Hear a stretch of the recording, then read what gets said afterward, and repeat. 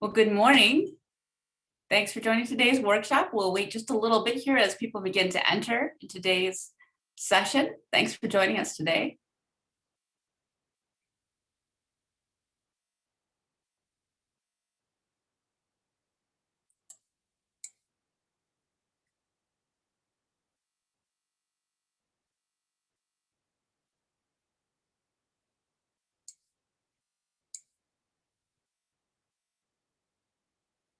All right, well, it looks like a good number of people are already here. Thanks so much for coming today. We hope that you're doing well at the beginning of the semester. We truly appreciate your time and interest in diversity, equity, and inclusion in the workplace.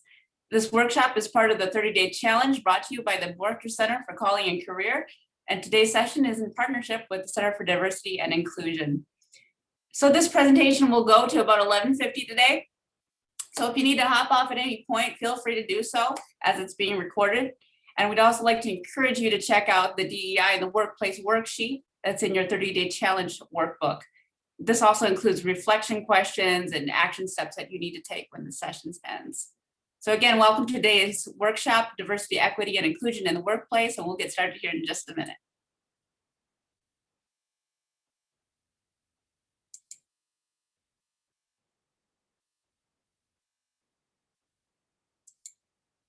All right, well, today's takeaways include a handful of tools, as I'll call them, that you can use in now and in the future. So we're going to go ahead and learn about diversity, equity, and inclusion defined, the benefits of a diverse, equitable, and inclusive workforce, understanding the past workplace and navigating the current workplace landscape, DEI workplace laws and helpful organizations, and how you can transform the culture and be a producer of hope. Today's session is just meant to be a bird's eye view of this extremely broad topic. So our hope is that you can come away from today with more tools to use in your personal life and in your career journey. So by way of introduction, my name is Rose Rodriguez. I serve as the office assistant at the Boerigter Center for Calling and Career, as well as the Alumni and Family Engagement Office. I'm also the Boerigter Center liaison to the Center for Diversity and Inclusion. I've been employed at Hope now for just about a little over 2 years, and I grew up in the Holland area. I'm also a TRIO Upward Bound alum, so I have a lot of history with Hope College. I've served in administrative roles in the government, nonprofit, and medical sectors before coming to Hope. I'd like to acknowledge in this session as well, a colleague of mine and Hope alum, Cam Sudbury. Cam, I'm gonna go ahead and ask it there. Cam, she serves as an engagement officer for diversity, equity, and inclusion in the alumni department, and we are glad to have her on board. Hi, Cam. Hey there, Rose. Thank you for having me. Just finished off a month now with Hope. It's really great to be back. Really looking forward to this presentation. It's a growing field, and there's a lot of interest in it. So thank you for taking this time to talk about it and inviting me over. So happy to have you. And now I'd like to introduce my colleague, Javon Willis. Javon, welcome. Hey, thanks, Rose. It's good to be with you all this morning. My name is Javon Willis, and I serve as your interim director for the Center for Diversity and Inclusion here at Hope College. I've been connected personally with Hope in this capacity for the past 3 years. I'm working out of the Center for Diversity and Inclusion. And really, the center is all about empowering our students to be able to thrive academically and socially. And so we provide the connections and the resources that allow for those realities to be experienced by our students, and particularly as we think about our BIPOC population. And so it's really great to be with you this morning, and I really look forward to our continued conversation and time together. And so I think to bring us together, I think it's important to have a common language, right, or common understanding of some important terms, right, that begin to help us better understand the opportunities within diversity, equity, and inclusion.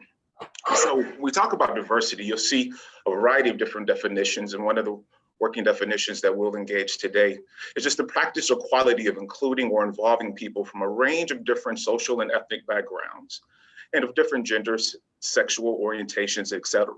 And so when we talk about diversity, we're really looking at difference. We're talking about difference. And generally, when I think we talk about this workplace or within organizations and within institutions, there oftentimes is this desire, right, to have diversity incorporated, right, as part of your organization or institution. But I think one of the things that's really important to understand is that's probably the easiest thing to do to get people of color in these organizations, to have them connected. And so when we talk about diversity, really all you're accomplishing is by bringing people with difference, right, into a determined space. And so, but what it doesn't speak to is the quality of those relationships alone. And what diversity doesn't speak to is the relationship to power, right, connected to those roles or relationships that some of your diverse members may be connected to. And so diversity, I think the ability to gather people from diverse backgrounds, I think is really easy. The work is how do you retain and create a culture, right, that allows for those workers to be able to have life or to be able to have a career, to be able to have a profession, right, within that context. So diversity. Let's look at the other terms related to this, right? We talk about equity. And oftentimes in this work, right, equity is the goal, but oftentimes we really look at it at equality. And so let's talk a little bit about those two definitions and what makes them really chiefly, I think, unique.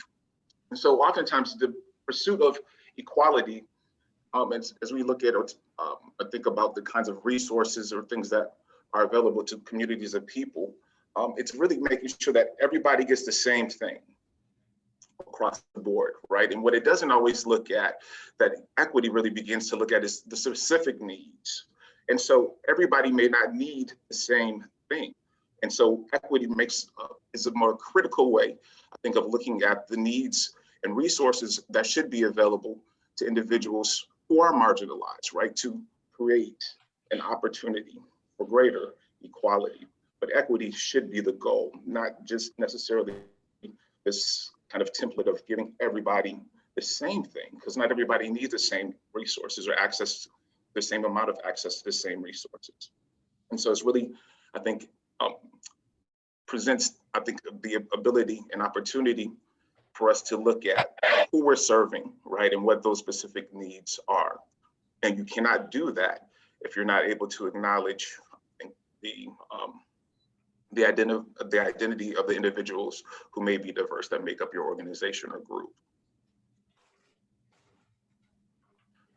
And when we talk about inclusion, right, D&I, we're talking about the practice or policy of providing equal access to opportunities and resources for people who might otherwise be excluded or marginalized, such as those who have physical or mental disabilities and members of other minority groups. How do we include people within our workforces, within our organizations, right, to be a part of the change that's oftentimes needed, right, to set, I think, those cultural kinds of tones that support groups that are marginalized. So when we're looking at real inclusion, I think a real consideration is their relationship to power. Are these individuals connected to and have the ability to talk about the policies and the practices and the things that shape ultimately our culture and that are reinforced, whether formal or informal, right? And so we can have the illusion of inclusion. You can have people who are sitting at the table, but are not heard at the same level as others. And again, because of their position and the ways that they might be structured in an organization, it may not have that real relationship to power. And so when we're talking about the opportunities within diversity, equity, and inclusion, we generally use that metaphor of a table. It's everyone at the table, at least with equal access to power, right? Equal input and ability to make and inform the kinds of policy changes and practices, right, that are needed to create greater equity, right, within your context. And so it's important to have a sense of, I think, those as working definitions. But This is great on the surface. Diversity, equity, and inclusion is in some ways, I think, not only a best practice, but I think many people begin to get a sense of, yeah, it might make sense for our organization or company. But have you thought about the why? And so what is your why for inclusion, right? And knowing the right answer to that question for yourself and for your organization is the foundation for creating any real and sustainable change. By the way, the most readily available answers to this question are probably the wrong answers. You know, answers like questions like, it's the right thing to do, right? The business case, hiring advantage, right thing to do in the business case and the hiring advantage is all rolled into one maybe. But these are the answers we have offered up the last decade. But the truth is that none of them are really compelling to anyone. So here's something to ponder when you think about your why. So what is your unflinching and real why for inclusion? What happens if you, individually or organizationally, are not more inclusive? What hurts if nothing changes? What critical or amazing opportunity is not accessible to you if nothing changes? And if you're having trouble answering these questions, you have just hit the wall that stands between your inclusion efforts and your inclusion results. So understanding your why and clarifying your why should be part of the motivation that leads to that kind of formal planning and process that begins to create the kinds of systems and realities, right, that can better support those on the margins who might be connected with your organizations or institutions. So understand your why. Rose? Thank you, Devon. Yeah, your why for the change is just a catalyst for the initial action, but it has to be sustained to keep that momentum going. Like Devon said, it's more than just diversity, because both the aspects of diversity and inclusion are just as important. Because diversity without inclusion can result in a toxic culture, and inclusion without diversity can make a company stagnant and uncreative. So companies are starting to focus more on diversity, but many disregard the inclusion piece of the puzzle, as Devon mentioned. It's not just about being in the same room together. It's about creating opportunities and belonging without a concerted effort towards both of these things. And I would add equity as well. Your workforce will feel out of place and unsupported. Dr. Brene Brown says this: we need to do more than diversity and equity and inclusion. We need to create real belonging in our culture. In her own business, Brown has gone so far as to reframe diversity, equity, and inclusion, DEI efforts, to DEIB, which stands for diversity, equity, inclusion, and belonging. Their philosophy on diversity and inclusion is rooted in two themes: connection and belonging. These elements must go hand in hand in the workplace to truly make an impact.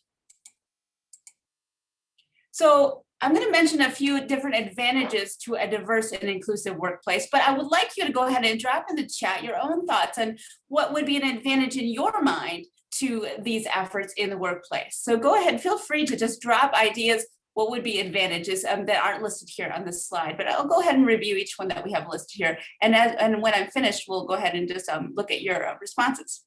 So one of the advantages to diversity, equity, and inclusion in the workplace is you'll have a stronger business results and profits. You know, a recent study done from McKinsey shows that gender diverse companies are 15% more likely to outperform their peers, and ethnically diverse companies are 35% more likely to do the same. Greater Place to Work assessed hundreds of publicly traded companies before, during, and after a recession. Highly diverse, inclusive companies experience a 14.4% gain, while the S&P 500 saw a 35.5% decline in stock performance. Another advantage is a larger talent pool. According to a Glassdoor survey, 72% of women, 89% of African American respondents, 80% of Asian, and 70% of Latinx respondents said workplace diversity was important to them. A significant majority of white respondents also said workplace diversity is important. Hiring more diverse individuals is crucial to attracting more interested, qualified applicants. Another advantage is you'll have a variety of perspectives.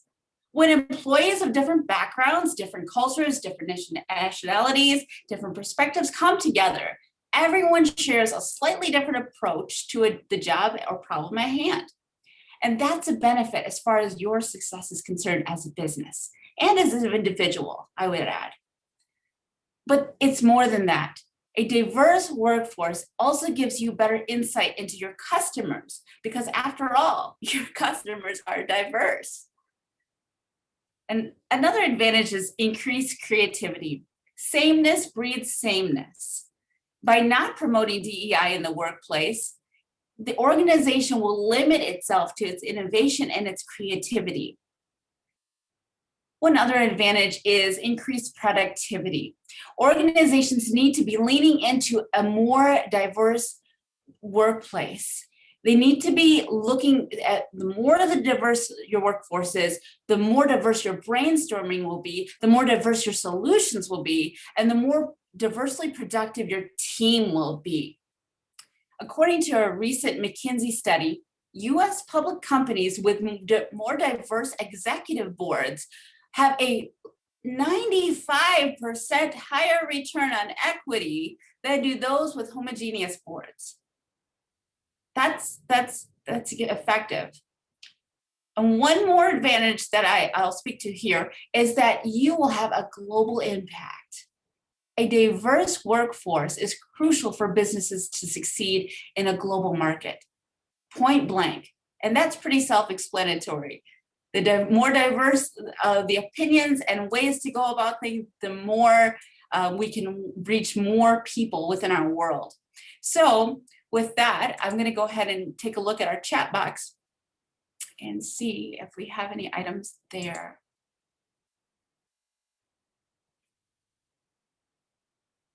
And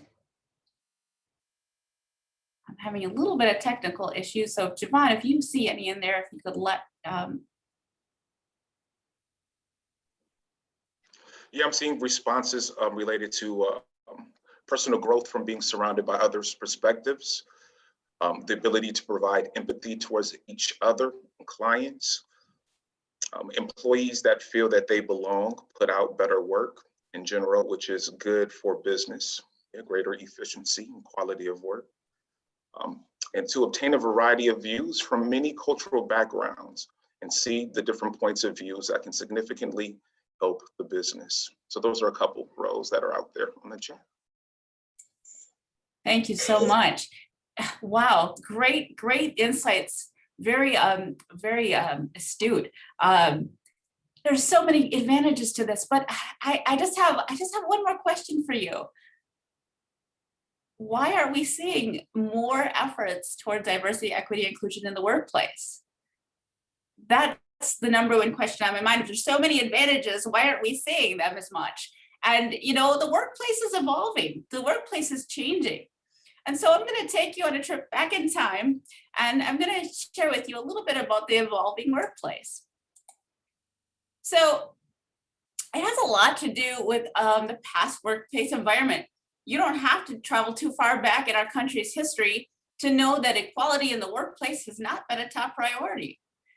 Typically, organizations only hired from a certain pool of applicants. If marginalized applicants were hired, the disparities in pay soon became very evident. Another thing was workplace harassment. Employer discrimination was rampant.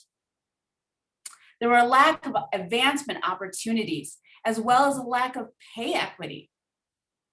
And there was a lack of resources for those with disabilities or language barriers or many other things. The disparities and discrimination taking place were catalysts that led toward policies and laws. But it's more than just enforcing policies. It's about creating a culture of belonging. And it all leads back to the why that we mentioned before. So let's get real. We're not there yet.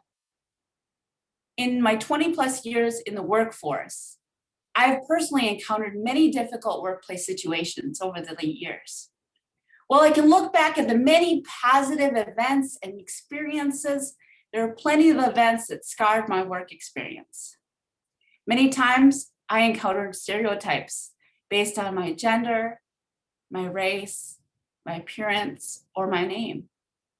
From break room jokes to constant microaggressions, or even it was overheard that if I didn't fit well for the job, that maybe I could cook well for them. Yeah, we've got a lot of work to do. In my experience, I learned to speak up. That didn't happen for a very long time though. I was taught from a young age to be grateful for the job that I had, to keep my head down, to not cause a scene. But here's the thing, you are worth speaking up for. You are worth having someone advocate for you. Many of the times when I encountered stereotypes or prejudice or inequality, I didn't know where to go in the organization. And it was few and far between to find an ally. Being younger, I wasn't sure even where to start. I want you to think about your own workplace experience. Maybe you've held one or two jobs so far, maybe an internship. And I want you to think about that. Did you experience workplace dynamics that caused you to feel uncomfortable due to your age, your race, your gender, or anything else?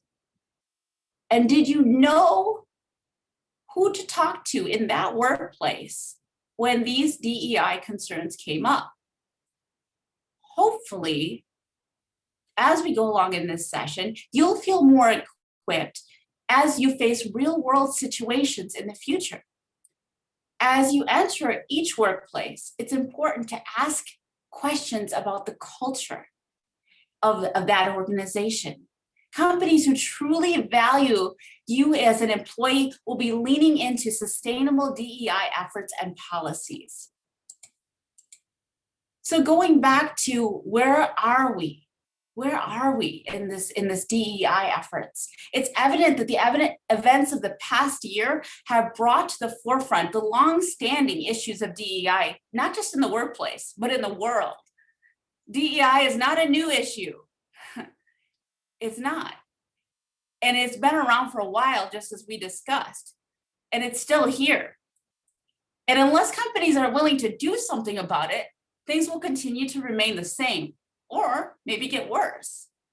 According to a 2020 NACE quick poll responding to racial injustice, which surveyed over 100 companies this past fall, we see that despite the recent events, employers are still slow to address DEI concerns in the workplace. Only 37% of the businesses surveyed tasked their leaders with specific diversity and inclusion goals. And 42% admit that diversity is still a barrier to employee progression within the company. In another study of Fortune 1000 companies, 41% of respondents said their organizations, they had very informal diversity efforts with no structure because, quote, they're too busy. Organizational change begins at the top. Upper management needs to allocate resources to DEI efforts, even in the face of uncertainty, such as this during this time of the pandemic. Taking these steps shows employees that upper management is taking DEI to heart, and therefore taking them to heart. So there's a pay gap. At this time, employers need to promote pay equality. There is still a massive pay gap. The controlled racial wage gap, RWG, is a comparison of pay between white men and people of color who have the same job and qualifications. And as you can see here, research into the racial wage gap shows us that racial bias is alive and well in the US workforce. You can see here in this graph that there's still work to do. According to UN Women, women's workers' average pay is generally lower than men's in all countries and for all levels of education and age groups. Furthermore, 20% of women feel that they have lost a promotion to the opposite sex. Employers who conduct regular pay audits can quickly identify pay disparities and opportunities to improve equity. Through the audit, an employer can determine if discrepancies can be explained by legitimate non-discriminatory reasons. We also have the issues of workplace underrepresentation. As Javon mentioned below, it's not just being there, it's where are people placed. So while there have been great strides, such as standardizing the interview process to reduce bias and increase DEI training, there's still a long way to go. There is still an inequality across various divides. So there's structural underrepresentation. So according to 2020 Fortune 500 report, there are only, and I'm going to pause here, there are only 5 Black CEOs on the 2020 list. 5. White males have the highest representation with more than 85% in high-level roles. There's also underrepresentation numerically amongst marginalized groups in careers such as business, healthcare, and STEM-related occupations. And even on this, in this workshop, even now, you're making a difference. You're making a difference. So let's talk about the implications of inequality. And as I go ahead and share some of the implications, I would like you to feel free to drop in the chat box, what would you see as implications of inequality in the workforce? And when I'm finished with this, Javon, if you can go ahead and read those off, and then for the next slide, I'd appreciate that because I'm having some tech issues. So some of the implications of inequality are related to legal action, lack of company growth, or damage to employer brand, and a variety of others. Yes, and as you have any other implications, go ahead and write those in yours. But I would like to mention about legal action. Lawsuits were filed in September of 2019, for instance. A tech company agreed to pay $7 million to settle claims alleging gender and race-based pay discrimination, according to the US Department of Labor. And in March 2019, a media company agreed to pay $1.88 million to settle a class action lawsuit alleging gender-based discrimination under California and New York laws. So when there's a lack of inequality in the workplace, there's also a lack of diversity, thoughts, and ideas, which leads to less growth. And also the employer brand can be tarnished to the company's reputation of working only with certain people groups and not all people groups. So as we've been sharing, are there any in the chat that you felt that were implications? Yeah, so some of the respondents have the loss of customers, power of purchasing, that is absolutely. The loss of a diverse workforce. No one wants to stay with a company that does not value them. No one wants to shop with a company that does not value them. Yeah, so definitely understanding your buying power. And then lack of employee buy-in. Yeah, not really being committed to an organization, right? It's hard to be really committed and loyal if you don't belong. Those are all the respondents that I see so far, Rose. All right, thank you. And I'll hand it over to you, Javon, for the next part. So Discrimination happens in spaces where we don't feel protected, where there's not formal policies or procedures, right, that are in place to support workers. So if there's no policy, there's no protection. There's no policy, there's no protection, right? And it really, I think, puts you as an employee or any employees, I think, in a really vulnerable position. And so when we talk about discrimination, we're talking about the unjust or prejudicial treatment of different categories of people or things, especially in the grounds of their identity related to race, age, sex, sexual orientation, and so forth. And so discrimination, I believe, happens more readily in organizations and institutions than we generally tend to either want to acknowledge, or oftentimes in ways that we are unaware of because we don't have formal processes, right? I think to funnel those kinds of encounters with. And so it is important, right? And we'll talk a little bit later about some of the ways to ensure that you are capturing, right, the realities and better understanding the realities of the people connected to your organization, because you can't heal what you're not willing to reveal, right? And I think it really creates an opportunity when we have processes in place, right, that allow, I think, for the care of the people who are connected to them. Thank you. So it's important that you know your rights. And a lot of times, where do you go first? Where do you find these laws? Where do you find your rights? And so we're going to go ahead and give you a bird's eye view of what your rights are. So there are 5 basic rights for all job applicants and employees who work in the U.S. Per the Equal Employment Opportunity Commission, which is known as the EEOC. That protect you from employment discrimination when it involves 5 things. So I'm going to go ahead and share on each one. Work free of discrimination, unfair treatment based on your race, color, religion, sex, including pregnancy, gender identity, and sexual orientation, national origin, disability, age 40 or older, or genetic information. You also have rights to work free of harassment by managers, co-workers, or other in your workplace because of your race, color, religion, sex, including pregnancy, gender identity, and sexual orientation, national origin, disability, age 40 or older, or genetic information. You have a right to complain about job discrimination without punishment. You have a right to complain about treatment you believe is illegal job discrimination.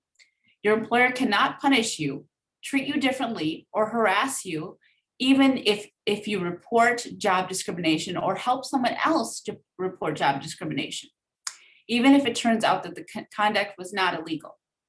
We call this right to be protected from retaliation. Another right you have is a right to request workplace changes for your religion or disability.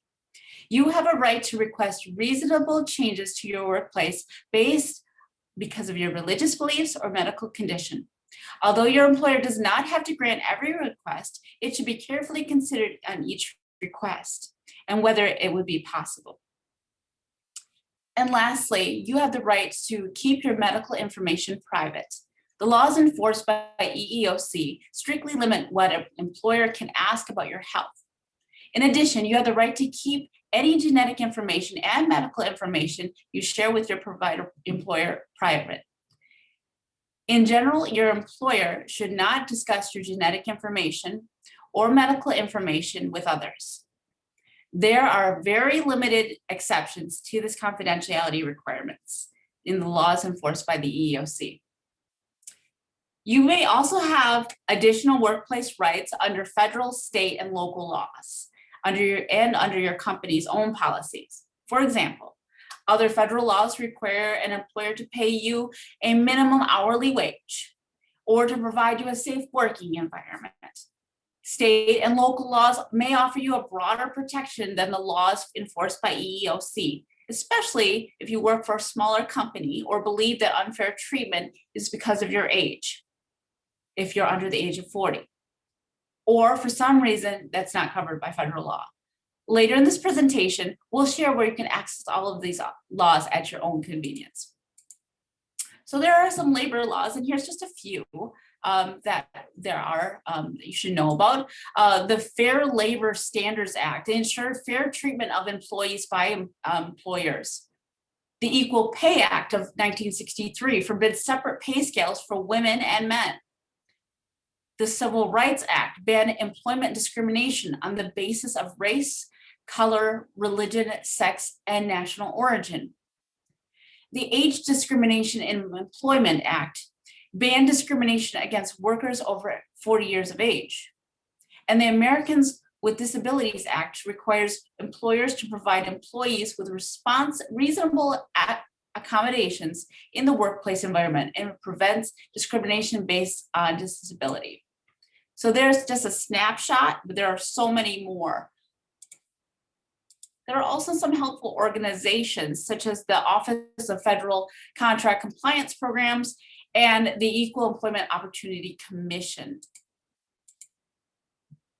So on the Boerigter page, and you can go ahead and check out that at your own time, this is what it will look like. And on the left-hand side, you'll see affinity-based group resources. So you can take a look there and see what most relates to you or someone that you're thinking of. And you can click that and it will bring open a myriad of laws and resources and organizations that can help that specific group.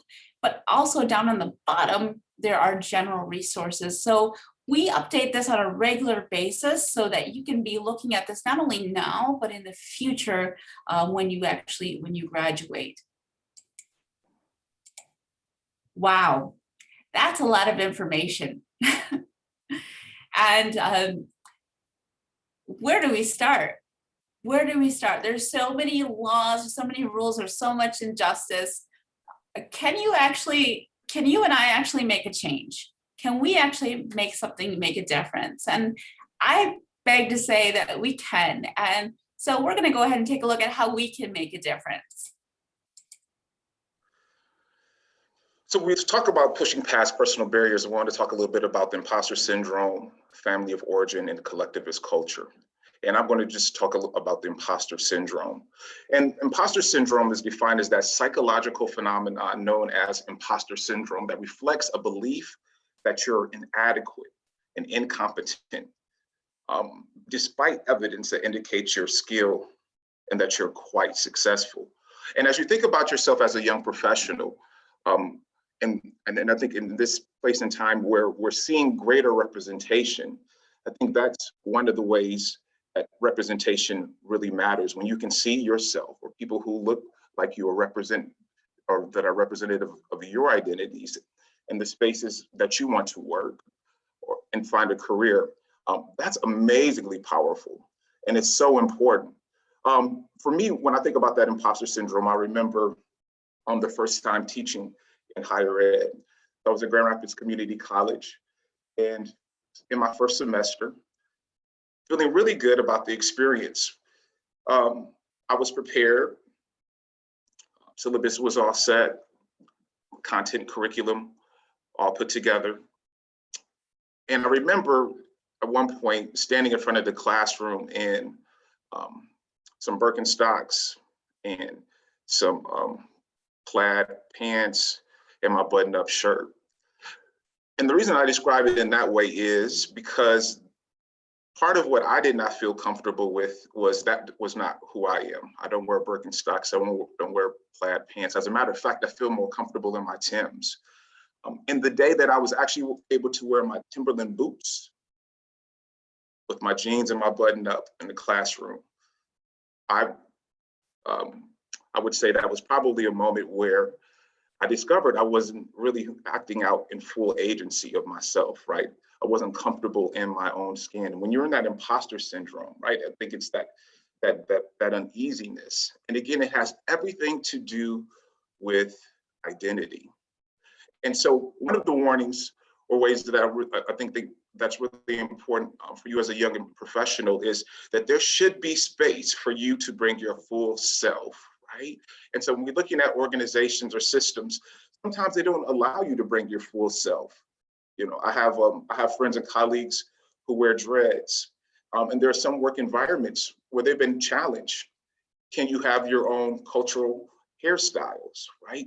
Is there room for your whole self, for your full self, right, without compromise? And so these structures in and of themselves, and I think particularly when you're finding yourselves in encounters that aren't being acknowledged, that don't have appropriate processes to support, to capture those encounters, record, and then ultimately provide opportunities for greater support, I think you can find yourself in this experience, like, am I losing my mind? Am I going crazy, right? With my ability to sense, experience, and feel all of the things that don't feel right, that feel like discrimination and bias and microaggressions, but for them not to be acknowledged by an institution or an organization that says that they care about who I am, and they care about my well-being, they care about my emotional, psychological, and physical health. And I would say, unfortunately, that's not a unique experience for people of color, people who would be considered BIPOC, right? People who, because of their gender or sexuality or ability, don't feel like they fit in despite their competency. And so this is one of those areas of self-awareness that I think young professionals, it is so important, I think, for you to have a sense of that experience. And if you ever sense that, know that you're not alone, but it also, I think, allows for an opportunity and for you to reclaim your identity, right? In ways that not only, I think, allow for you to have greater agency of self, but really for the organizations and institutions that's connected with you to fully have the maximum benefit of who you are. Because in your identity and the way that you present, you have value. But oftentimes there are barriers in that, in the spaces that we find ourselves in that would make us question, right? So pay attention, I think, to those moments, and you'll feel them. You'll feel them. And one of the things that I think is so important, we talk about this imposter syndrome, is talking to other professionals. It's a great opportunity to connect with those who have gone before you, and for them to be able to be in a position to remind you that you're not going crazy and you're not losing your mind. Yeah, definitely. I definitely echo Javon's statements on that. Definitely have felt that in my own working, my career, and it's very true. Another way, just two other ways that we can, and I'm cognizant of your time too, so I want to make sure that we get through all of these, but I want to make sure that you know that you can make a difference. And imposter syndrome is one thing to be aware of, but what does success mean to your family of origin? It's important to realize that all of us come from different backgrounds, different cultures. And some may be first generation, not just into college, but maybe their field of interest. And it's our hope that as you continue to grow into your character and convictions, they will shape your choices in your chosen field, that you can actually step out and do these things that you feel, as we talk about in the Boerigter Center, that you're called to. So that's just successful for you, that you are, if I will, allowed to pursue those things that you feel called to, that you feel connected with. Another thing to make a difference is understanding what collectivist culture is. Collectivist culture emphasizes the needs and the goals of a group as a whole over the needs and desires of the individuals in each group. And in such cultures, relationships with other members of the group and the interconnectedness between the people play a central role in each person's identity. And so you'll see this in certain cultures have this more than others, but you can't get ahead because so-and-so in our family's never gotten to this point. You can't have this career, you can't succeed any further than the group succeeds, or else you'll be looked down on. And that's just not so. You're allowed to succeed as far as you want to take it, and as far as you want to pursue something. So we want to continue to help you to grow into your abilities and talents and skills to make an impact on the world. So there are personal pathways to promoting diversity and inclusion in the workplace. If you have ideas, feel free to drop them in the chat box as well. But it's important to do your research on a company before you apply, and even in the interview. Don't be afraid to ask questions about the culture. Don't be afraid to ask the hard questions.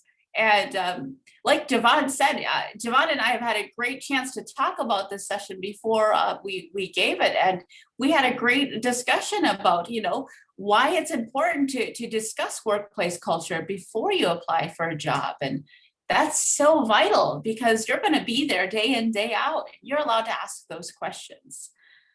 Another thing is to show flexibility and patience with others in communicating and understanding people, leaning in and listening first before speaking.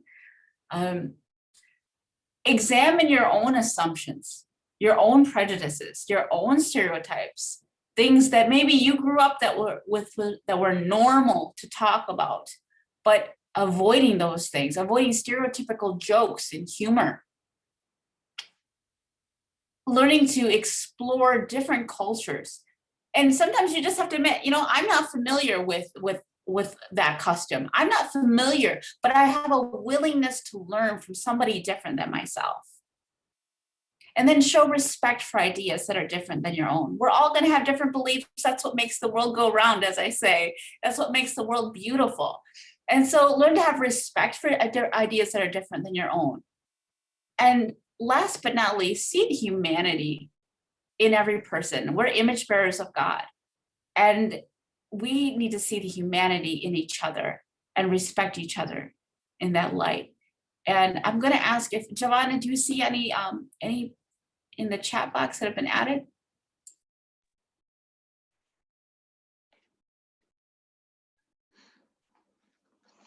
Yeah, from Taylor Richmond, ask affirming questions.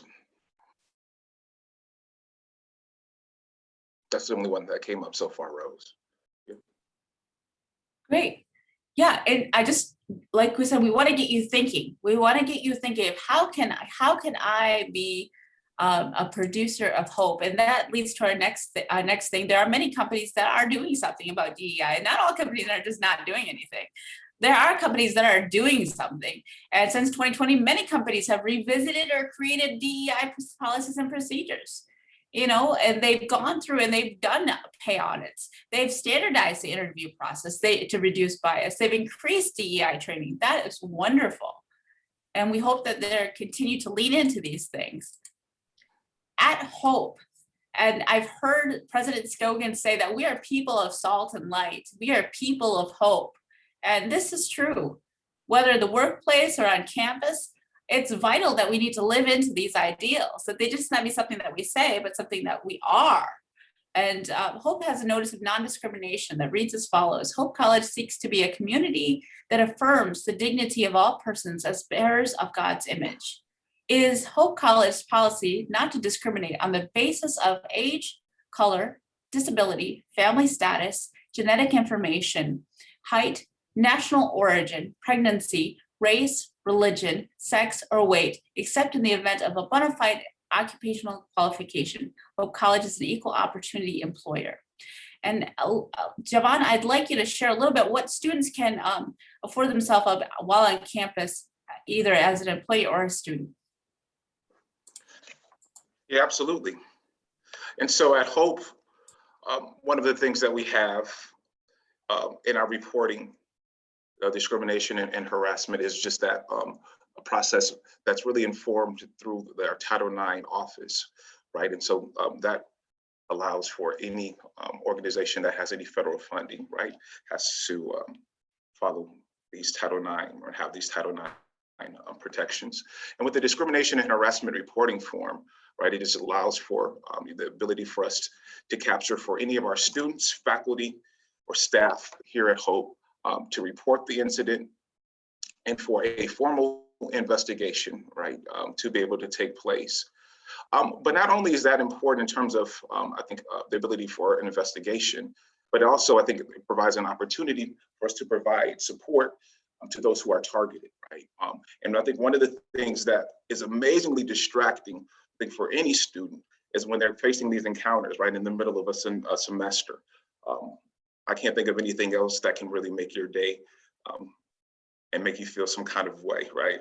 Just all of a sudden. And so it's important that these experiences are not only acknowledged by the institution, right, but that there's appropriate support for the student that allows them, and if there's any reasonable accommodation, right, that's needed, more time studying, those kinds of things, that those kinds of things are offered and available to the student. And then accountability, right? I think for those who are targeting these kinds of and creating these kinds of what can be hostile environments or situations. So that's a little bit of how we do that for the Center for Diversity and Inclusion with Title IX and that reporting roles.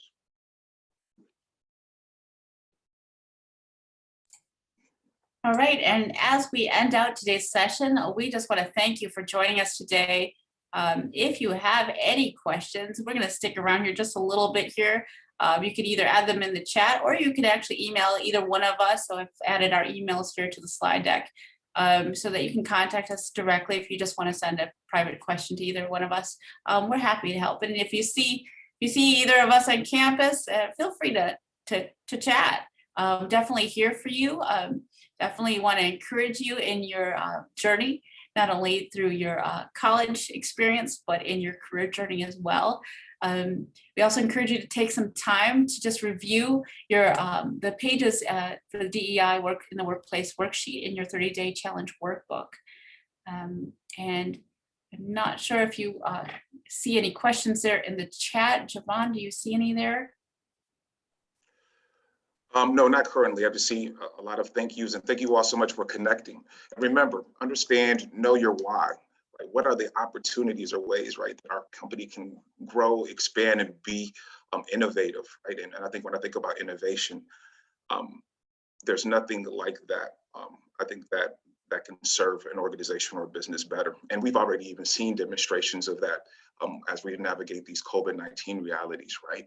I think by having such a diverse group of individuals and colleagues aboard to be able to speak into, I think what we ultimately begin to make decisions about, create some amazing opportunities of support and ways to work differently, I think, with those that you serve as well. And so it's a great opportunity. It takes work, but once you have your why situated, I think the strategy can be informed by that, right? And also, I think the ability to bring others and to bring others and make them a part of, I think, some of that decision making as well creates greater opportunities for greater sustainable support as you're thinking about your D&I efforts. So have a wonderful semester, everyone. Thanks for the opportunity to connect with you. And if we can be of any help, please don't hesitate to reach out. diversity@hope.edu.